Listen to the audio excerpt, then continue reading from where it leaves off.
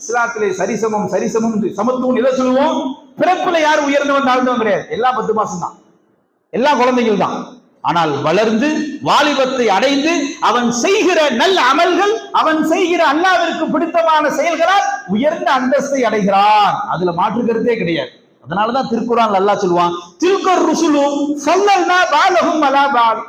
இந்த ரசூல்மார்கள்லயே 313 ரசூல்மார்கள் இருக்கிறாங்க இல்லையா, அவங்க முக்கியமானவங்க.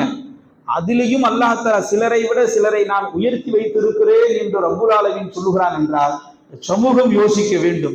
நல்லடியார்களுக்கும் நல்ல அமல்களுக்கும் வயதில் மூத்தவர்களுக்கும் மரியாதை கொடுக்க வேண்டும். எல்லாரும் ஒண்ணும் இல்லை என்ற அந்த சிந்தனைக்கு நாம் வரும். சில பேர் குர்ஆன் ஹதீஸை நான் படிச்சுட்டேன் அப்படின்றதுக்காக வேண்டி யார் என்ன சொன்னாலும் அதெல்லாம் மார்க்கமே கிடையாது, நான் தான் மார்க்கம், மார்க்கத்தின் முழு வடிவானிப்பான். தவறான வழிகாட்டல்.